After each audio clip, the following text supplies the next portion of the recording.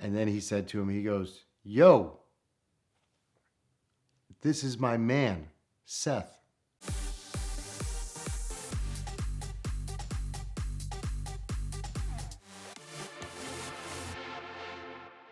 So back in 2009, 10, 11, I was, getting involved in Bull Run Rally. The first year that I used my GTR, I was pretty aggressive in Bull Run. And I'm a very competitive person by nature. And I always say it's either first or jail.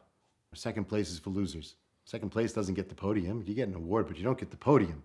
I want to be on the podium. I was just very aggressive. I didn't care. Fortunately for me, and a lot of people don't know, that New York State license, there's no reciprocation at all, unless it's a full commercial license, or Toronto and Ontario. Those are the only two bordering areas that will reciprocate. So basically, Bull Run is like taking your driver's license and putting it in a food processor. But for me, it wasn't.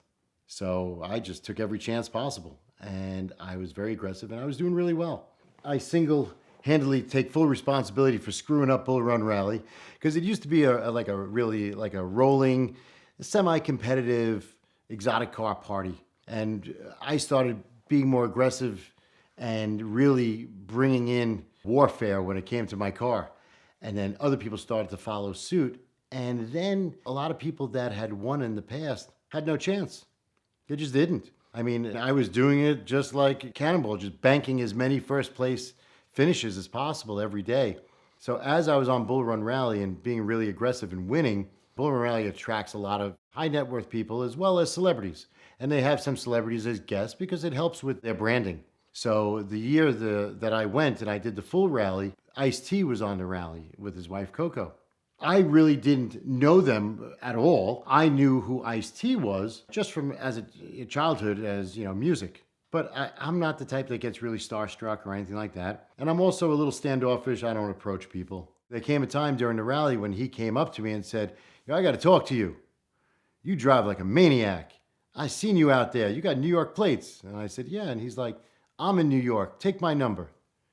And I said, "Okay, 4?" And he's like, "We'll get together sometime." I said, "Okay." So I gave him my cell phone number. So he called my phone. So I had his number. I locked it in my phone, and that was really it. And for the remainder of the rally, it was like people were taking pictures and stuff like that. I never took a picture with him, maybe from the distance that, "Oh, he's on the rally." And people were like, "Oh, that's Ice-T, that's Ice-T." I was like, "Yeah, it's Ice-T." I knew him from New Jack City. That was the most I knew him from. When I was back home at work one day, just hanging out, all of a sudden my phone rang, and it was him. I answered the phone, and he's like, "Hey, what are you doing?" I'm like, "Well, I'm just working." And he said, "What are you doing tonight?" I said, "Not much." And he goes, "Well, Klaus is coming in." And Klaus is Klaus Ettensberger from CEC Wheels. Amazing guy. Got me really heavily involved in Bull Run. We clicked right away. Captain Klaus, he's my man. Love him to death. Ice-T was his client, and he brought him on Bull Run. So he was the one that kind of introduced to everybody. So he said, "Well, Klaus is coming into town. We're going to have dinner. We're going to the sushi spot." Okay. Hopped in my car. I drove into the city. And as soon as I got there, he came running out of the restaurant to greet me right out front. And he's like, "Oh, I recognize that logo," because I had the logo for Exotics Rally, my company, on the car. And I didn't have that in Bull Run. So now I'm saying, "Oh, he must be following me on social media now. I guess he took some interest in me." I'm like, "That's kind of cool."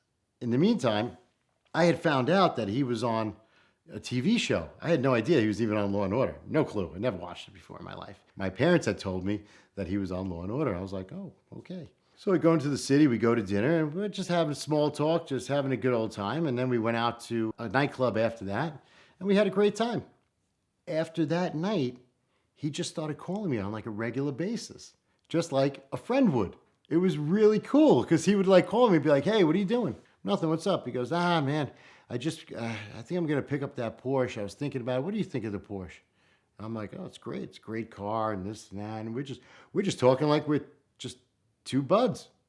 And our friendship just blossomed. But I was going through my divorce from my first marriage. And at the time, we had become really close friends. And it really helped me through that time. He is a super insightful person, a lot of great advice, a really great confidant. And we just really meshed well, became like the best of friends. And I got through that, tough time in my life. I mean, fast forward, We do everything together. We do all events together, a lot of rallies together. We've vacationed all around the world together, and it's been a great, great friendship. We do some business together. His wife and my wife are the best of friends. She's like Aunt Coco to my little girl now and to my other kids. And he calls himself Uncle Ice to them. And they're very good to me. And we're very good to each other. We've got a really good symbiotic friendship. And I hope it lasts forever because he's just a super, super genuine guy. And now I do watch Law & Order from time to time. But my wife is a junkie for Law & Order. They just signed I believe, their 26th season. And he is the longest running male black actor on a TV series of all time. Over the years, I've learned a lot about him and how celebrities act and treat people and how they get around. He does have a real good core of childhood friends that are really like his go-to people. And they are really loyal, great people. And I've become friends with all of them. And one thing about him that I will say is, and I experienced it, and it really made me feel valued. There was a night when we were hanging out, and all of a sudden he said, "Oh my God, I forgot we have an appearance." And this was at a nightclub in the city, in New York City. So we went to the nightclub in New York City, and there was another friend of his that he knew that he had just had on his podcast, I'll leave his name out, who was a bit of a celebrity. He was an athlete, and he met us there. And when we walked in, I went with my car, Ice took his car, we parked out front, and this other guy, he parked out front, and we all went in together. And we had a VIP area. And I said to him, he goes, "Yo, this is my man Seth." And he ignored me. The guy just totally didn't even acknowledge me. Ice looked at him, looked at me, and then he said to him, he goes, "Yo, this is my man, Seth." And he's like, "Oh, what's up?" And he's like, "You know what? He's just pissed off because he's broke." And he looked at him, he goes, "Are you done acting like an asshole now?" Basically he said to him. And it was like, the guy was like, "Oh." And he wound up leaving. And I was like, "Come on, we'll go sit down." That was like a pivotal moment for me with our friendship, where he basically said, "I don't care who's around. Nobody's going to be disrespectful to you. You're my friend. And whether you're a celebrity or not, you're my equal, and we're friends." Kudos to him. He is one of the most humble, hardest working celebrities and people that I know. Every morning we talk. He's up at dawn. He's going to the set, 7, 8 o'clock in the morning. We talk during the day. We talk at night. He's always moving and shaking. He's doing film. He's doing TV. He's doing rap. He's doing his rock band. He's going on tour for 30 days. He goes on tour for 30 days in Europe. He does like 33 concerts in 30 days. Multiples in a day. He does festivals, on stage. And let me tell you something. At 60 plus years old, he is out there doing it. Over the period of time, me and Ice, we love our cars. And we established his name on Twitter is Final Level. He came up with that name because he's a gamer. And in gaming, you always want to get to the final level. So there came a time when I was interested in renting some cars and having a collection. So I asked him if he wanted to do something with me. And he's like, "Yeah, whatever you want to do. I'm game." So we established the Final Level Collection, which is a car rental agency. However, we do more like for show and display and static. And it's kind of a way for us to have our own collection of the cars that we love. And hey, if somebody wants to rent it, we figure it out. But we kind of share it together. So he wants to use the Rolls Royce, he's using the Rolls Royce. If I say I want to use the Rolls Royce, I take the Rolls Royce. And we'll swap cars back and forth.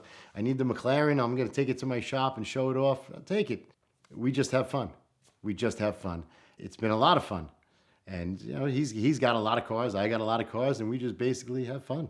He has a lot of cars for different reasons and different purposes, I would say. Like the Rolls Royce, he's like, that's when people come from out of town. I use the Rolls. When it's just him and Coco and the baby, let's say, I call her the baby, she's 8 years old now. I know her since she was born. He's got a Bentley GT. He likes driving that car. It's a cool car. The McLaren 720, he doesn't drive very often. He calls that his Area 51 because we did all sorts of carbon fiber, crazy wings and treatments and this and that. So he feels like it's a spaceship. He's got the Karma Rivero. He's like, yeah, that's my electric car, even though it's a hybrid, and he doesn't really drive it that often. Then he's got his family wagon, which is the new Range Rover, the autobiography.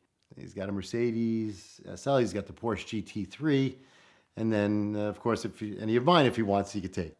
I'm not going to say that he has a favorite. He kind of rotates them a little bit. I would say he mostly drives the Bentley GT, the GT3, and the Rolls. But he loves that car. He does. And he's like, I'll never get rid of it. He goes, why would I? He goes, they kind of all look the same anyway. He goes, they really haven't changed it much over the years. He's done a lot of maintenance to it, and he loves it. This month, the VINwiki Car Stories is brought to you by Extreme Experience. They give you the chance to get behind the wheel of the greatest supercars on earth at the most amazing racetracks in America. I know you'll love it. I just got the chance to drive their brand new Ferrari 296. I hadn't had the chance to drive the car. They had it in town. It was the perfect way for me to experience a great new car. But whatever your dream car is, you can drive it with Extreme Experience. It's also the perfect holiday gift for the car lover in your life. So check them out now at the link in the description below. Ferrari, Lamborghini, McLaren, Porsche, all of it. So check them out now at the link in the description below to book your next drive with Extreme Experience.